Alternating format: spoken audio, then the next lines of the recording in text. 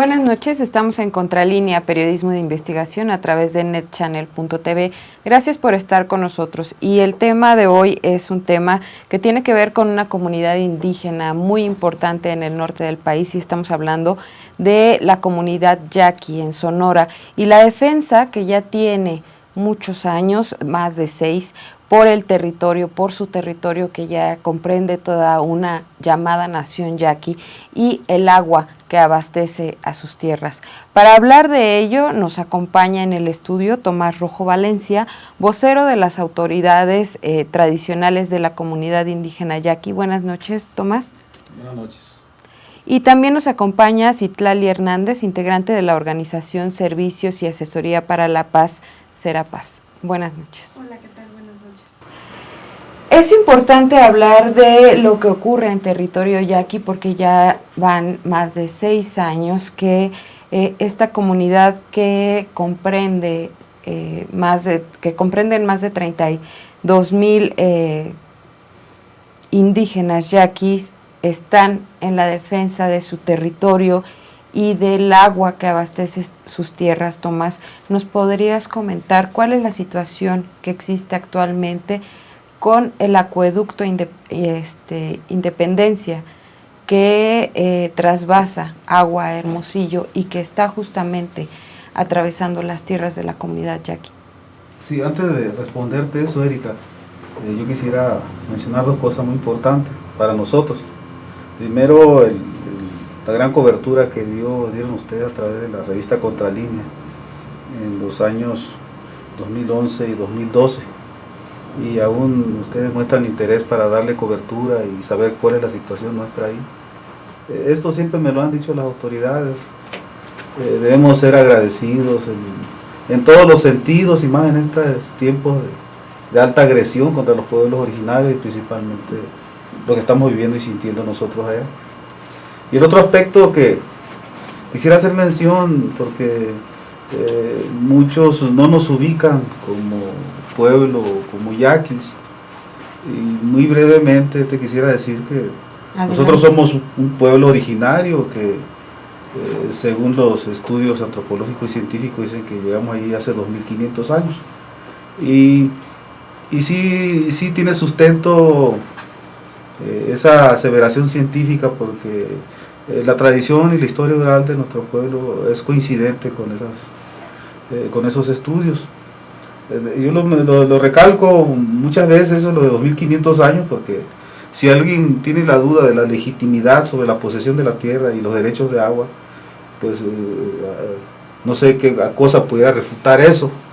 Y el otro aspecto que quisiera mencionar es que la lucha que hemos tenido por la defensa de nuestra tierra y el agua, que ha sido el sinónimo de nuestra existencia en los últimos 500 años, desde la llegada de los europeos. Y tengo que decir europeo porque en una de las entrevistas mencioné los españoles, me brincó un valenciano ahí diciendo que eran los que habían invadido y que tenían muchas referencias de sus atrocidades allá, con todo respeto a los de España, eran los castellanos, ¿no? Pero no queremos estigmatizar a nadie, nosotros son cuestiones del pasado. Y ha habido muchos intentos por apropiarse y despojarnos de nuestras tierras y nuestras aguas. El primer referente es el primer contacto con los europeos.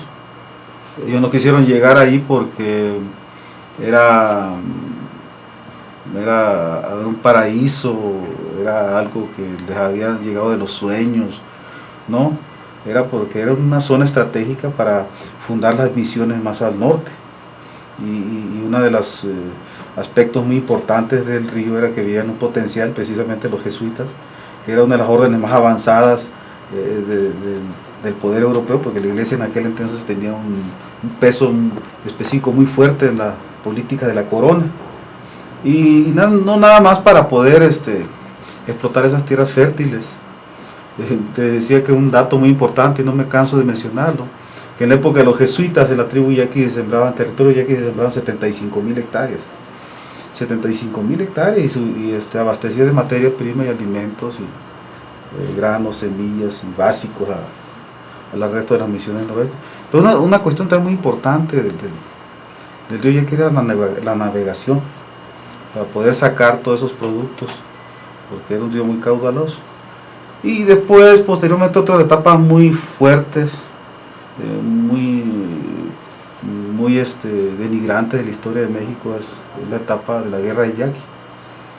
Ahora que estuvimos ahí en la fiesta de los pueblos originarios, muchos lo ubicaban entre 40 y 45 años, 42 años, perdón, pero nosotros hemos hecho los cálculos y todos los elementos que puedan identificar una guerra, calculamos entre 78 y 79 años, una de las guerras más largas, y de la última etapa, de las más cruentas y sanguinarias, inhumanas, que pudo haber diseñado o implementado como política gobierno alguno, es el de la etapa de Porfirio Díaz, ¿no? La política de exterminio, de despojo y de la venta como esclavos. Y esa es una política de Estado, porque todas las decisiones con respecto a lo que tenía que hacerse con la tribu se determinaban en Palacio Nacional, junto con el gobierno, la presidencia en turno, junto con los gobiernos locales. Y eso nosotros lo tenemos que mencionar, y luego puntual, porque se quiere ensalzar y hasta cierto punto divinizar por ciertos sectores del país el papel de Porfirio Díaz. Bueno, podría ser muy relevante en algunos aspectos de la vida de México, pero para la vida de los pueblos originarios, yo creo que el antecedente y la memoria que tenemos de ellos es totalmente desagradable y despreciable.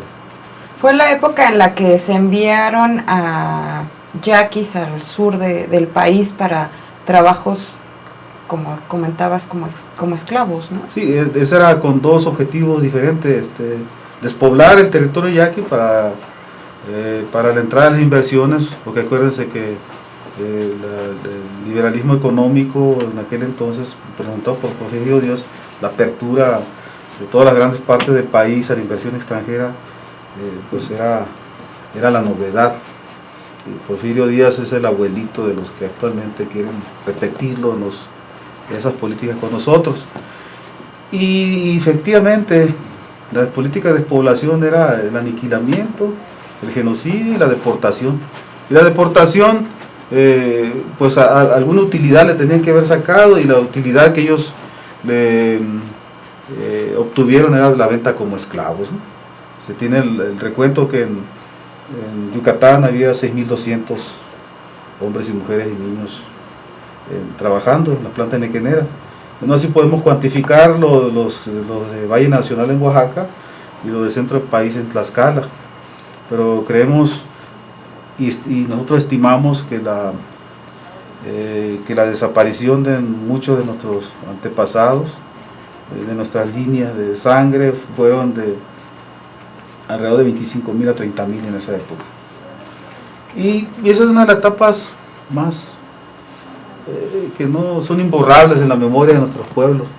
Y nos trasladamos a la época actual, donde el acueducto Independencia es uno de los proyectos emblemáticos del despojo que se pretende hacer en todo el país.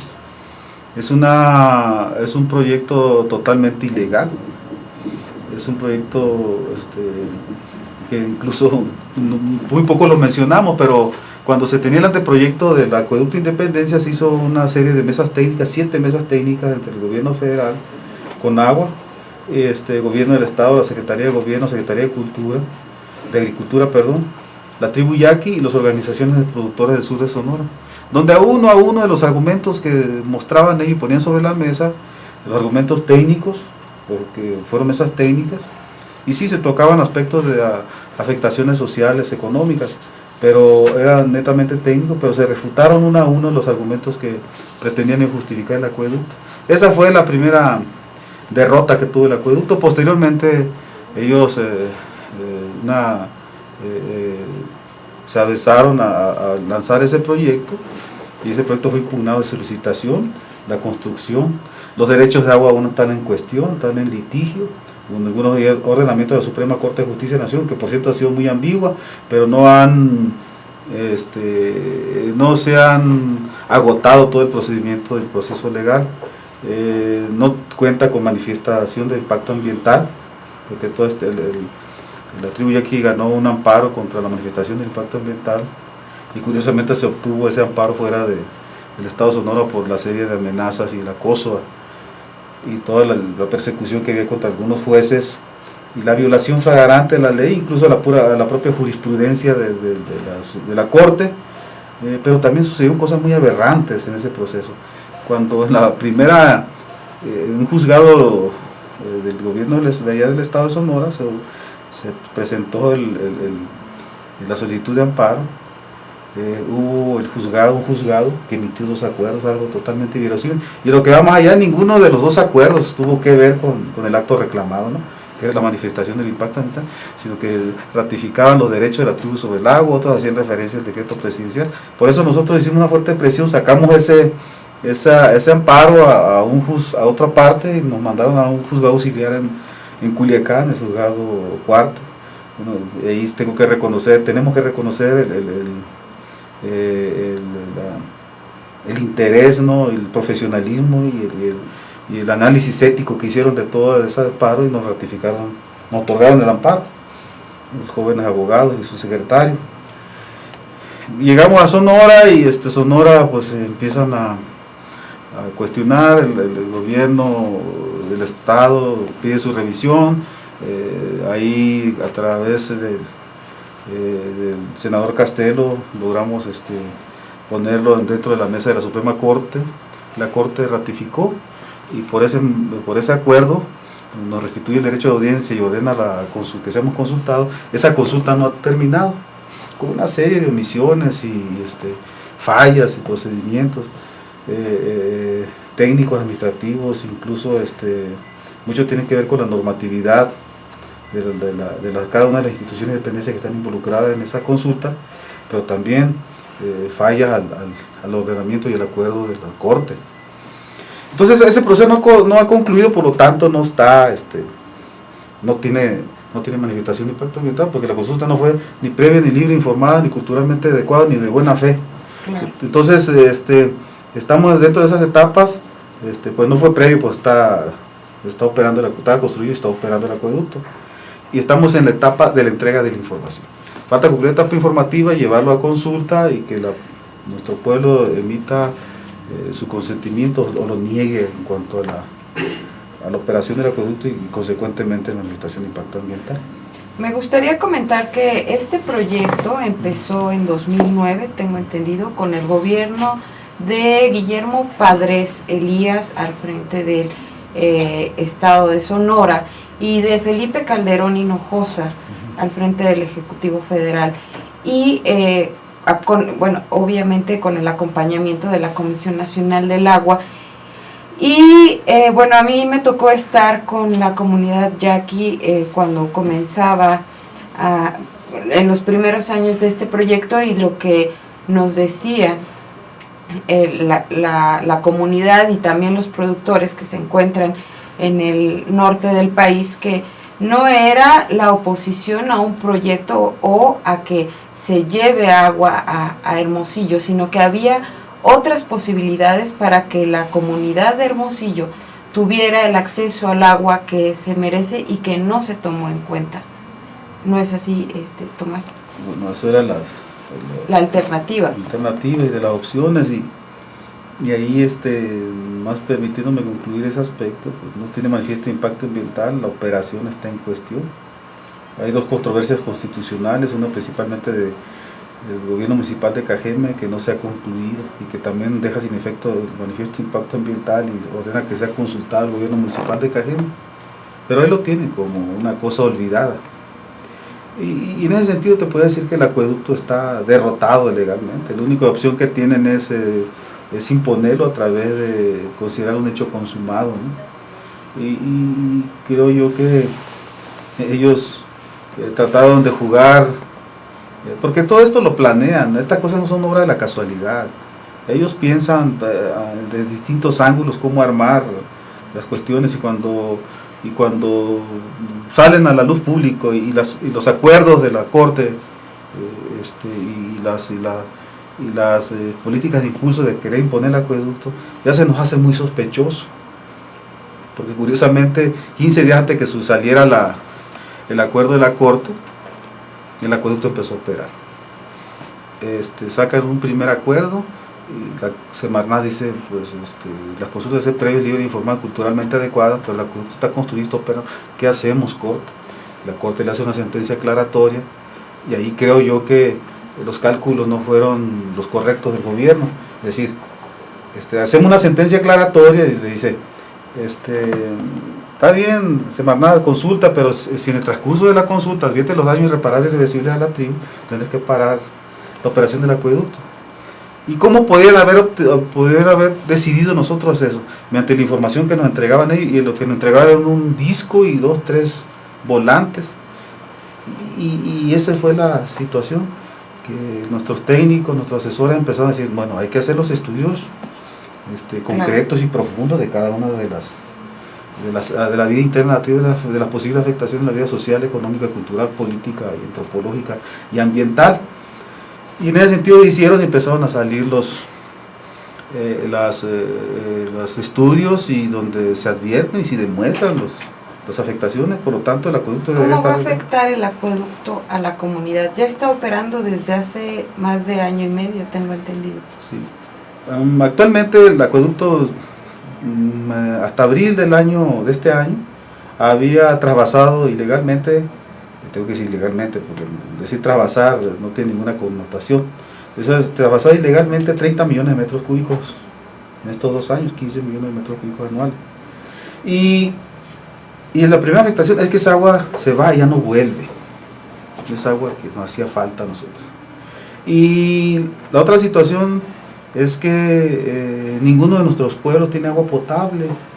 Tiene agua entubada y de mala calidad. Incluso el último estudio, la última visita que hizo COFEPRIS y Semarnat para ver las afectaciones en salud, pues ahí claramente se mostró cómo nuestros hermanos están haciendo pozos dentro de un dren, donde el dren conduce agua de las aguas residuales de las aguas agrícolas, ¿no?, contaminados con herbicidas, pesticidas y todo tipo de agroquímicos. Pues ahí están sacando agua para tomar.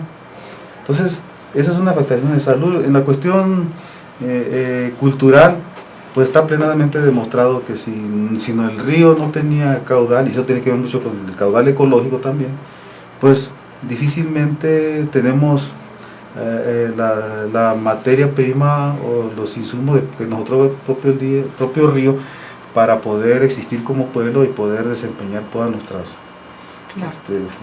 actividades prácticas necesarias.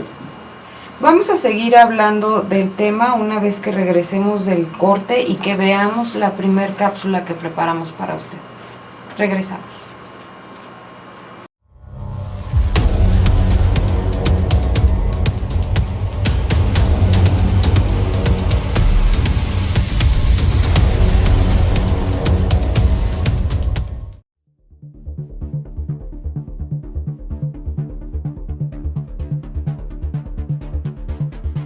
Desde la conquista hasta el neoliberalismo actual, la tribu que se asienta sobre 480,000 hectáreas en el sur de Sonora defiende su territorio y su agua. Entrada la segunda década del siglo XXI, la comunidad de más de 32,000 habitantes se opone al despojo de las aguas del río Yaqui, amenazado por la construcción del acueducto Independencia, que inició en la administración de Felipe Calderón Hinojosa al frente del gobierno federal y el estatal de Guillermo Padres Elías. La lucha por el territorio y el agua no es de ahora, siempre ha sido el gobierno quien promueve los problemas. Ahora quieren llevarse el agua para Hermosillo. Desde que se expidió el decreto de Lázaro Cárdenas, no se ha cumplido en realidad. Y es que bajo la administración del general Lázaro Cárdenas del Río, los yaquis tuvieron un reconocimiento de su territorio en tan solo 1/3 del total que poseían ancestralmente.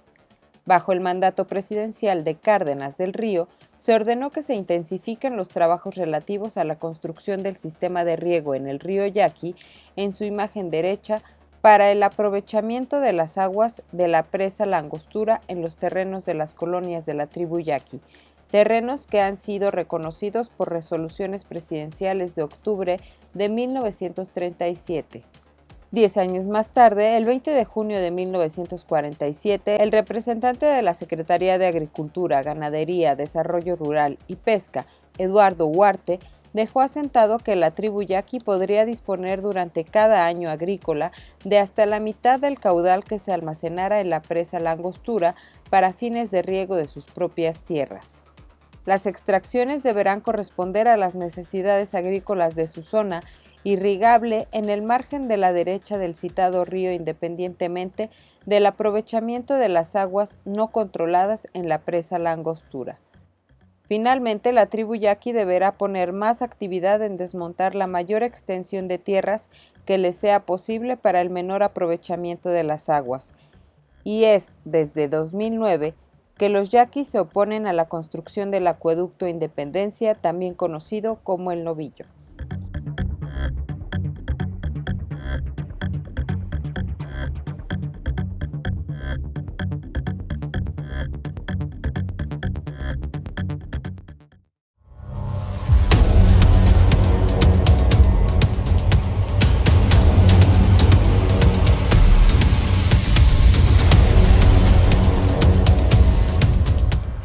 Gracias por seguir con nosotros en Contralínea, periodismo de investigación a través de netchannel.tv.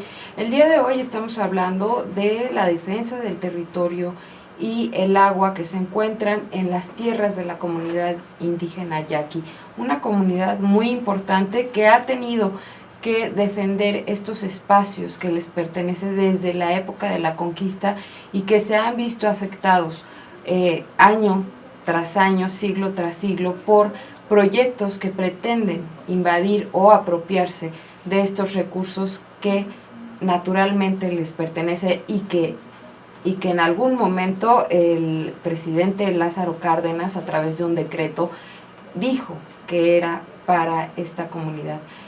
Vamos a seguir hablando de este tema y me gustaría que Citlali Hernández, integrante de la organización Servicios y Asesoría para la Paz, nos comentes como organización defensora de derechos humanos, ¿cuáles son las observaciones que tienen ustedes en torno a este caso que tiene que ver con un megaproyecto que está apropiándose del agua que pertenece a la comunidad yaqui y que ya hay también una orden de la Suprema Corte de Justicia de la Nación para que se regrese al proceso de consulta con la tribu?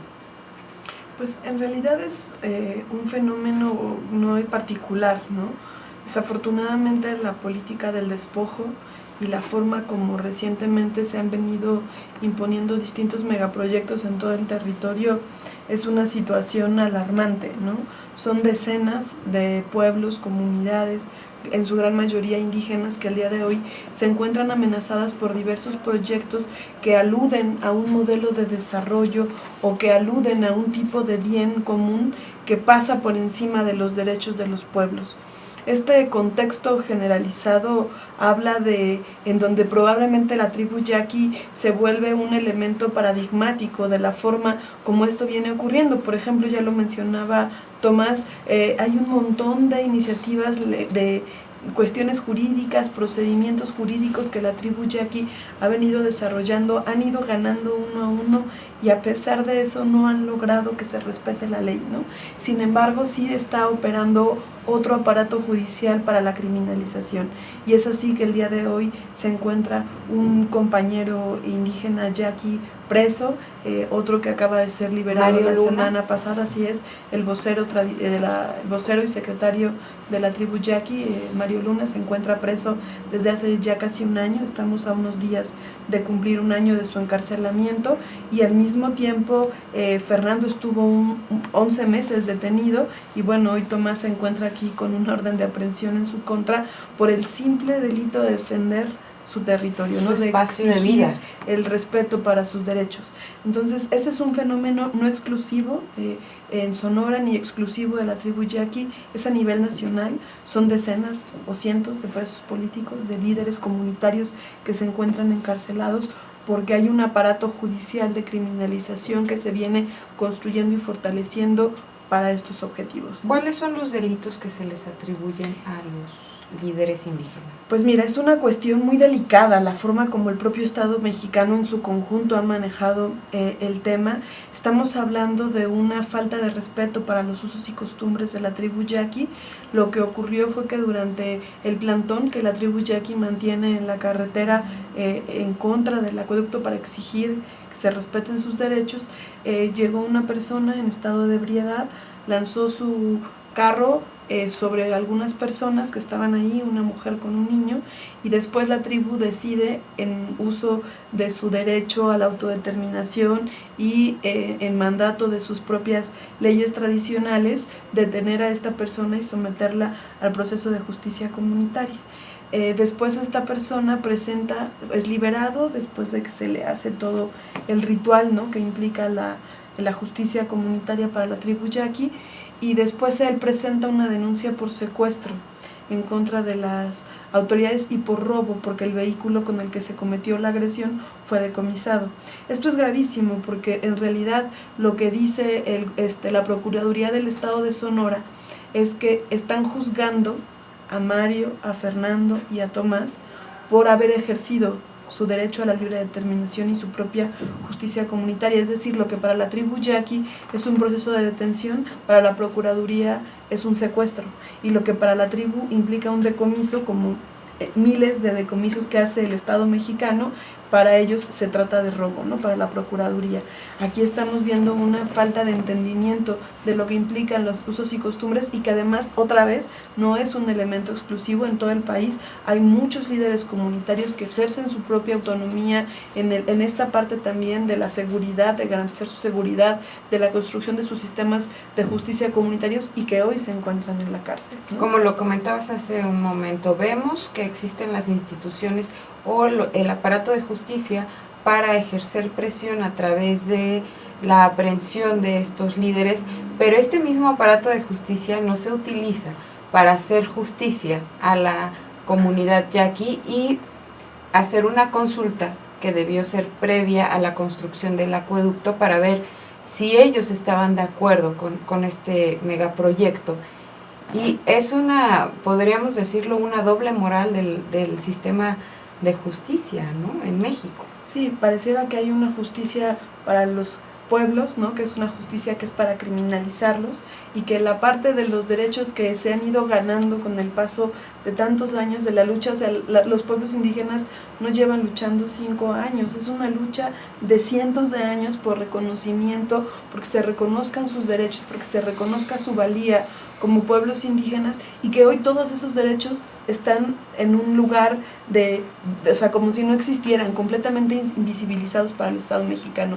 Es así que hoy el proceso de consulta, donde México ha firmado varios documentos internacionales, acuerdos internacionales donde se compromete a respetar los derechos humanos, y hoy, por ejemplo, el artículo 169 de la OIT, que es todo un pilar fundamental de los derechos indígenas, hoy, por ejemplo, no se cumplen en este país. El derecho a la consulta es un derecho que ha costado mucho trabajo, y que hoy hay tantos protocolos, tantos documentos que hablan del derecho a la consulta, pero hoy estamos viendo que en el primer proceso, o sea, el caso de la tribu yaqui es la primera vez en la que se ordena por un mandato judicial abrir un proceso de consulta a un pueblo indígena. En este momento, que era un momento paradigmático, un elemento clave para que el Estado mexicano demostrara su buena fe, lo que hemos encontrado es una serie de trabas, un procedimiento ilegal en la forma como han venido consultando, de tal manera que la tribu yaqui tuvo que suspender el proceso de consulta. O sea, ¿qué buena fe puede haber? ¿Qué consulta libre puede existir cuando los voceros se encuentran en la cárcel? ¿Qué consulta informada puede existir si la documentación que se presenta es falsa, es vieja, es incompleta, es incompetente? Hay que decir, la CDI se declara incompetente en la posibilidad de... La CDI es la Comisión de Pueblos Indígenas, que es quienes tendrían que haber elaborado el peritaje antropológico donde se revisa el daño a la tribu yaqui, y la CDI dice la antropología es una ciencia incompetente para analizar el daño cultural que pueda existir, ¿no? Hoy se cuenta ya con un nuevo estudio antropológico elaborado por el INAH a petición y solicitud expresa de la tribu yaqui, que efectivamente acredita el daño, Pero bueno, esto se da después de que ellos tienen que pedirlo. El Estado mexicano tiene la obligación de garantizar ciertas condiciones. No, o sea, la tribu yaqui no tendría por qué estar en un plantón. El Estado mexicano es el responsable de garantizar los derechos, ¿no? Y el bienestar de las comunidades. Claro, entonces ahí hay una contradicción súper fuerte donde, bueno, la tribu yaqui, como cualquier pueblo indígena, tiene que ser reconocido como un sujeto de derecho y que por lo tanto como sujeto de derecho tienen el derecho a la autodeterminación y a decidir qué quieren hacer con sus recursos. Son de ellos. Y además son ellos, como pueblos indígenas también, en una relación con la naturaleza que aboga por la conservación. No están pensando en la comercialización, no están pensando en el lucro, sino también están pensando en conservar, en cuidar a la naturaleza y en poder reproducir sus propias tradiciones que hoy, como resultado de un proyecto, se encuentran en peligro porque el río, que es lo que les da nombre, que es lo que les da cohesión, hoy es una cosa que se están llevando. Decía Fernando Jiménez en una de las charlas que tuvimos en la cárcel, si es que primero quisieron quitar a nuestro pueblo del río y ahora lo que quieren es quitarnos al río del pueblo, ¿no? O sea, es como este nivel de confrontación, de apostarle al no diálogo frente a la exigencia de un pueblo de paz, un pueblo que ha venido pidiendo pues, que se respeten sus derechos, que se les reconozca. Un pueblo que ha sido, como lo veo desde el punto de vista del que estamos hablando, un pueblo que ha sido acosado constantemente y que ha tenido que salir en ocasiones, sus líderes que han tenido que salir de sus tierras para defenderse, para protegerse y para continuar con la lucha. Tomás Rojo, me gustaría que nos platicaras cómo han sido estos 6 años que han transcurrido de defensa y lucha, ya con una orden de aprehensión en tu contra, ya con 2 de tus compañeros presos en Hermosillo. Antes quisiera pedirte una disculpa, me habías preguntado las opciones de agua de Hermosillo, que es muy importante mencionar. Hermosillo tiene una presa, la del Arrele Rodríguez, prácticamente dentro del anillo periférico de la ciudad. Es una presa mal construida, tiene fracturas en el vaso, difícilmente pudiera ser de captación. Y construyó otra presa alternativa que es el Molinito. Esa presa no se recarga porque existen aproximadamente como 5,000 represos en toda la sierra que evitan que el agua llegue ahí, porque tiene destino hacia una actividad económica productiva que es la ganadería.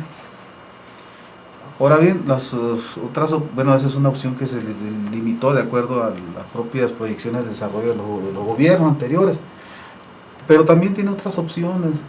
Tiene 2 acuíferos, uno que se llama el Sanjón, de otra la Poza y la Mesa del Seri. Están bien ubicados, detectados, y esos recibieron recargas extraordinarias en el pasado mes de diciembre por las lluvias extraordinarias de invierno. Y hoy creo yo que se han captado agua suficiente para tener agua. Si en diciembre tenemos los cálculos para 4 años y medio, creo yo que ahorita son más de 5 años tienen agua. Pero aún nos vamos más allá.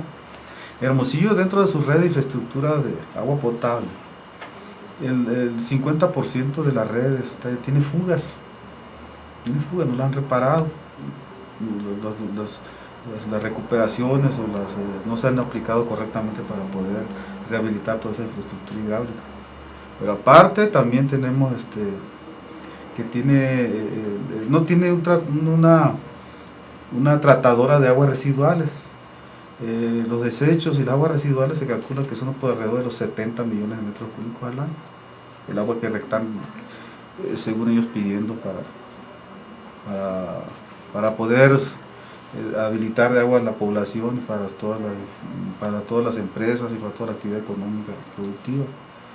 Pero tenemos los estudios que el acueducto, que también tenemos que mencionar, tiene 250 tomas o válvulas de regulación para regular la presión dentro del acueducto, pero también pueden ser tomas de agua, o sea, clandestina, pues nosotros quieren crear un distrito de riego a la sierra, ¿no? Entonces es una serie de anomalías que no sé por qué se permiten en este país.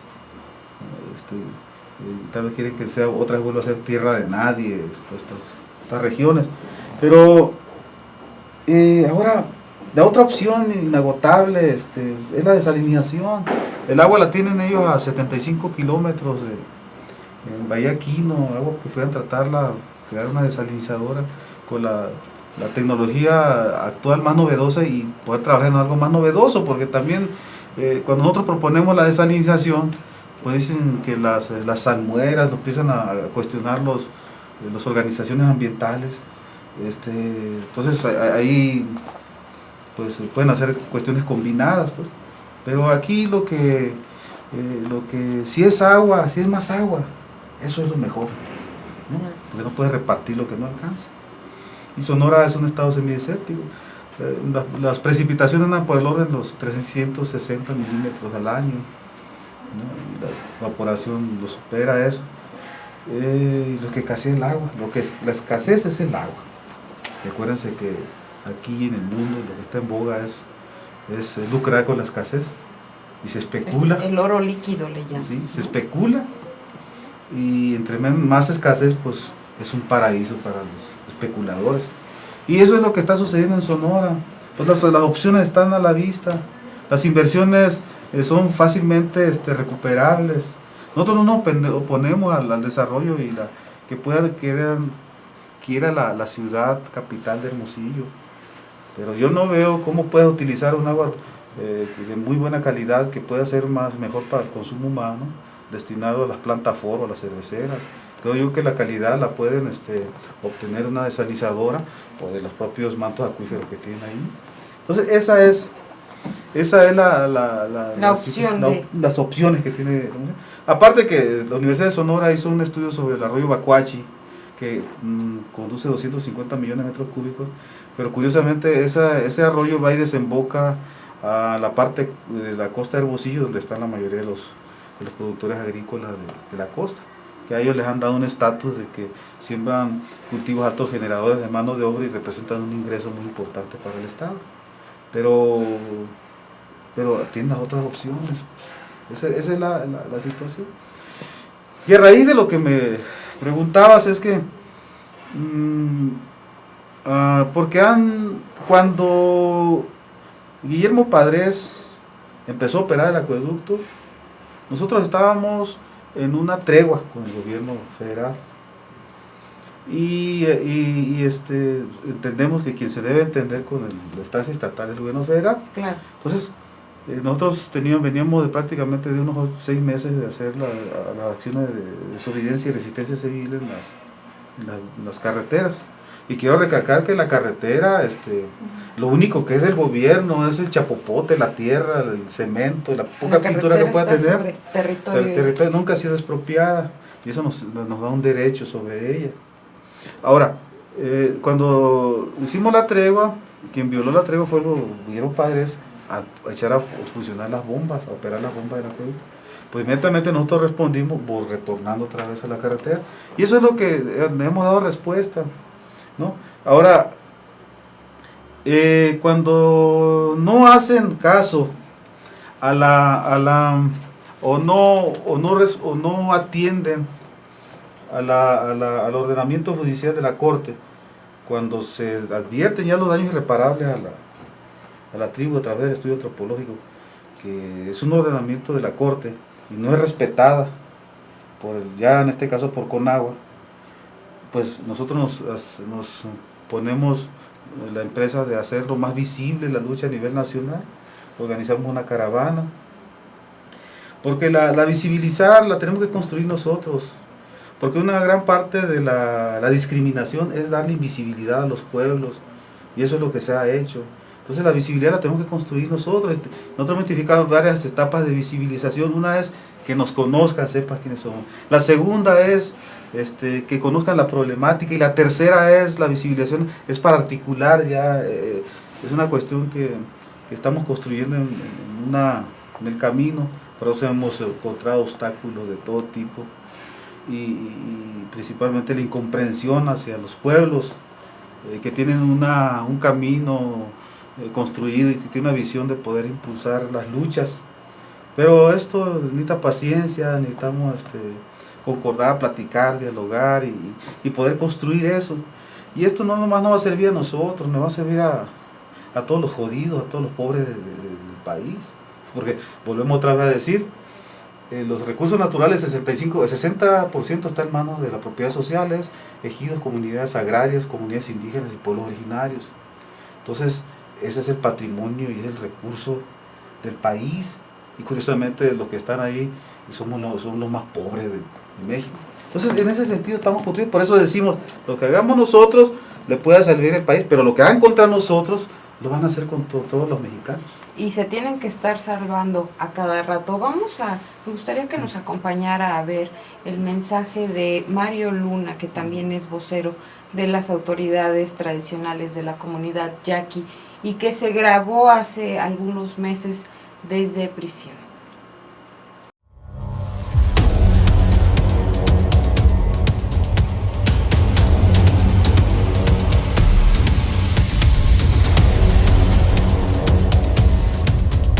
La buena fe no puede existir. A mí me tienen aquí, a Tomás lo traen con orden de aprehensión, al compañero Fernando igual, lo tienen preso, ¿verdad? Y sigue una presión sistemática sobre nuestros compañeros que siguen en la lucha, que siguen en la defensa, ¿no? El que una persona que no tenga ningún delito, ¿verdad? Y que permanezca tantos días, tantos meses aquí encerrado, pues no es algo que debería permitir una sociedad que se dice civilizada, ¿no?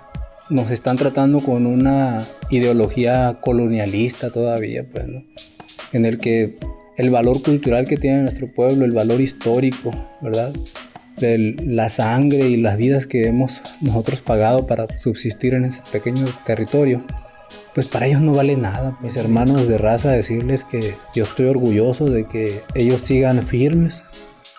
Redoblan los tambores otra vez, anunciando que las 8 tribus están listas para defender a su río dador de vida, al sagrado Yacbahuet de la serpiente acueducto que se lo intenta beber, pues el agua es requerida por el dios dinero. Coca-Cola, Pepsi, Heineken y Ford en la lista primero. A quien le importa que muera de sed toditito el pueblo, y una vez que tengan su agua seguirán con sus terrenos. Megaproyectos es el nuevo nombre del despojo, el hombre blanco y sus inventos para robar a su antojo. Y no hay cerrojo que nos salve de este sucio desalojo. Si es necesario teñirán el...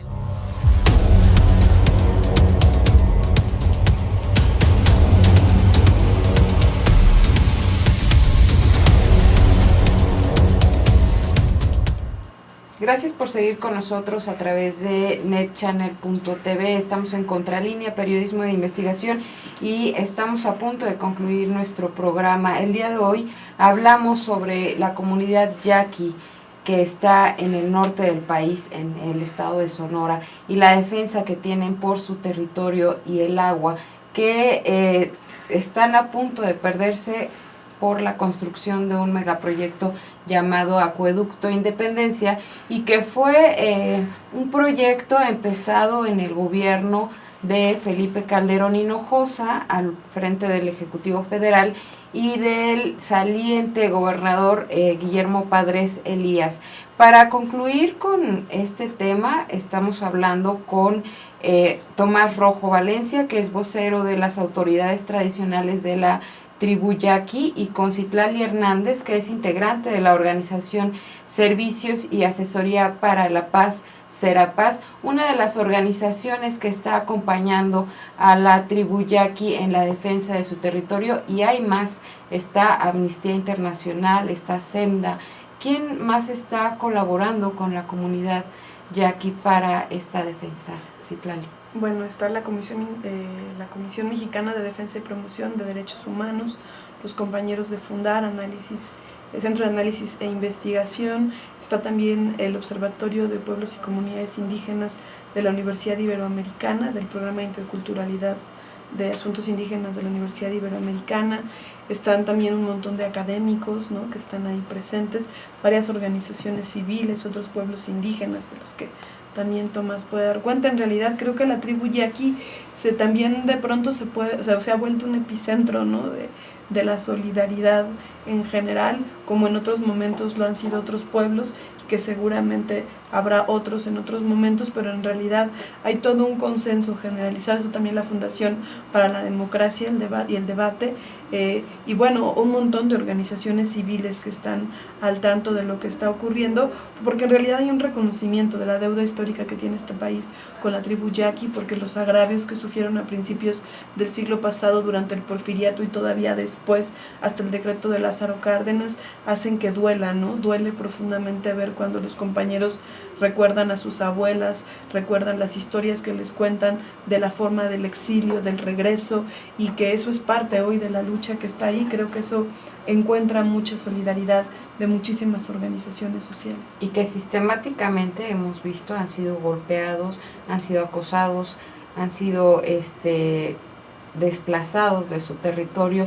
Tomás, me gustaría que hicieras un último comentario, que consideres que es importante que el auditorio tenga conocimiento para concluir con el programa. Nosotros nos consideramos yoemes, yaquis, tenemos nuestro territorio, nuestra agua, nos consideramos también sonorenses y nos consideramos mexicanos, para todos aquellos que alguna duda tienen de sentido de pertenencia a este pueblo, a este país, perdón. Y yo creo que la mayoría de los pueblos originarios somos los guardianes de los recursos naturales, la riqueza que sustenta la riqueza, la base material para poder desarrollarnos como buenos mexicanos. Una cosa es la riqueza material que es fundamental en la economía, como hubo un cuestionamiento por ahí de un columnista, confundiendo la riqueza material con la fuerza de trabajo y la mano de obra. Yo creo que eso es lo fundamental. Ahora, nosotros hemos construido nuestro pueblo miles de años, y desde que se conformó el país, hemos participado en la construcción de este país, aportando nuestras riquezas, no siendo egoístas, contribuyendo a los cambios del país en la revolución. Y nosotros queremos seguir construyendo, no queremos destruir, queremos construir. Ni tampoco le queremos quitar a los demás lo que por derecho les corresponde, y mucho menos interceptar los recursos que va para los que menos tienen, ¿no? Y yo creo que en ese sentido, hoy más que nunca vemos amenazado nuestra futura existencia. Y lo volvemos a recargar. Cuando llegaron los europeos con la pólvora, pues se enfrentó a esa situación y logramos la estabilidad y seguir caminando en los tiempos actuales. Llegó el porfiriato, nos quiso desbaratar, exterminándonos, despojándonos, quitándonos, vendiéndonos como esclavos. No lo logró. Logramos restaurar, reconstruir todos los pueblos.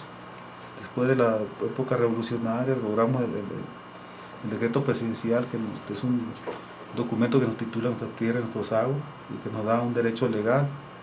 Hoy nos vemos amenazados más cuando nos quieren despojar del agua a través de una obra totalmente ilegal. Tan ilegal es así que lo único que le da sustento es la impunidad. Y la impunidad que le otorga una actitud contemplativa del Poder Judicial y una actitud de consentimiento de las instancias institucionales y las dependencias federales. Pero queremos ir más allá. Yo creo que existe esa posibilidad de caminar como pueblo, pero también no olvidar al resto de los mexicanos. Tiene que haber un camino, un tránsito donde podamos coincidir los pueblos originarios, los indígenas y los no indígenas, y en general la sociedad civil, que es la base social de este país. Pues agradezco mucho que hayan estado con nosotros esta noche en el programa de Contralínea TV. Este es un espacio abierto para ustedes, y gracias también a usted que nos acompañó a través de netchannel.tv. Nos vemos el próximo martes a las 8 de la noche. Buenas noches. Gracias.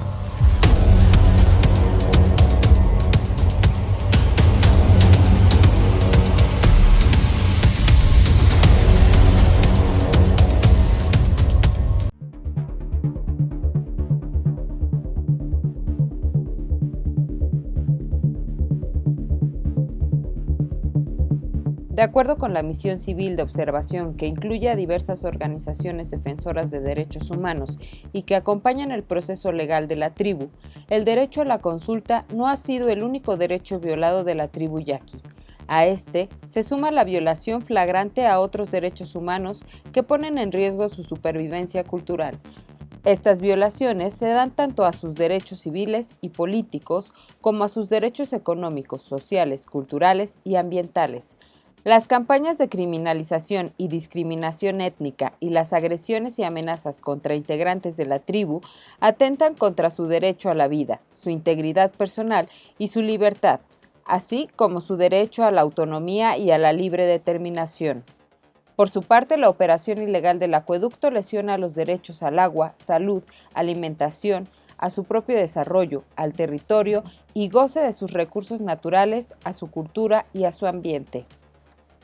En este ambiente de violaciones sistemáticas y graves a los derechos humanos de la tribu yaqui, la misión civil de observación considera que no existen condiciones para retomar el proceso de consulta y cumplir con la ejecución de la sentencia 631/2012 de la Suprema Corte de Justicia de la Nación.